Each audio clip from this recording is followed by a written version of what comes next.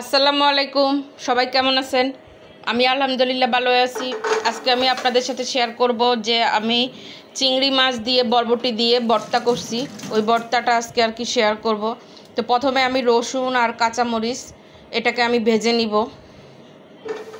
যে আমি তেল কিছুদিন এমনি টালা বলে আর কি টেলে নিব আর কি, শুকনা শুকনা টেলে নিব ভালো করে। তো এই যে আস্তে আস্তে টালা হয়ে যাইতেছে, হয়ে গেলে আমি এটাকে নামিয়ে নিব। নামিয়ে নেওয়ার পর আমি চিংড়ি মাছগুলি দিব, দিয়ে চিংড়ি মাছগুলিরাও এভাবে টেলে নিব।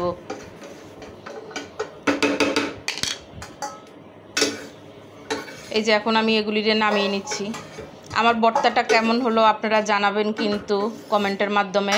আমার ফেসবুক পেজে লাইক কমেন্ট শেয়ার করবেন। আমার ইউটিউব চ্যানেলটা সাবস্ক্রাইব করে দিবেন। আমার ইউটিউব চ্যানেলের নাম শাহানার রান্নাঘর।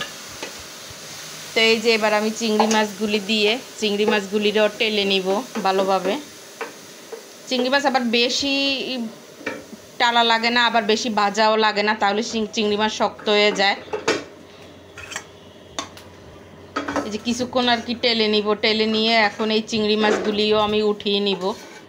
এই যে নামিয়ে নিচ্ছি একটা বাটির মধ্যে। নামিয়ে তারপর আমি এই যে বরবটিটা পানি দিয়ে একটু সিদ্ধ করে নিব। বরবটিটা তো পুরো পানিটা একদম শুকিয়ে ফেলবো। এই যে বরবটিটা দিয়ে দিলাম, দিয়ে আমি এবার একটু পানি দিয়ে দিছি, পানি দিয়ে দিব। পানি দিয়ে তারপর এটাকে আমি ডেকে দিব। ডেকে দিলে একদম বরবটিটা সুন্দর সিদ্ধ হয়ে যাবে।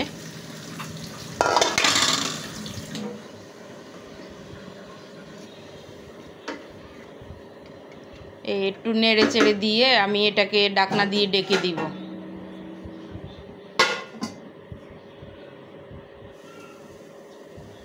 তো এই যে আমার বরবটিটা সিদ্ধ হয়ে গেছে, পানি পুরা শুকায় গেছে। শুকায় যাওয়ার পরে এবার আমি বাটিতে বরবটিটা নিয়ে নিব।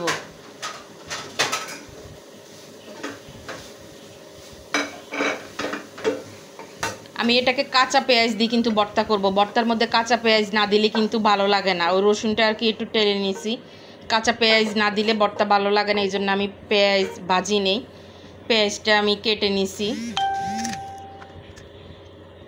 তো এবার আমি পাটার মধ্যে এই যে পেঁয়াজটাকে কেটে নিছি, লবণ দিছি, দিয়ে আগে চিংড়ি মাছটা বাটতেছি। কারণ চিংড়ি মাছের আমি ওই যে মুখটা ওগুলি ফালাই নেই, এটা গুঁড়া চিংড়ি তো ওই মুখটা ফালাই নেই, এর জন্য আগেই চিংড়ি মাছটাকে একদম ভালো করে মিহি করে বেটে নিছি, সাথে পেঁয়াজও দিছি আর লবণ দিছি।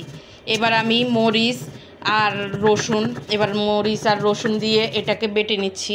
নেওয়ার পরে তারপর আমি বরবটিটা দিব, দেওয়ার পরে বরবটিটা বেটে নিব। এই যে বরবটিটা দিছি, এই যে আমার বাটা হয়ে গেল। এবার আমি সবগুলি ভর্তা একসাথে মিক্স করব।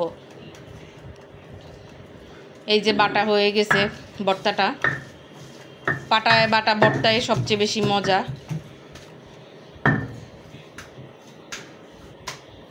এই যে এবার আমি এটাকে একটা বাটিতে নিয়ে নিব।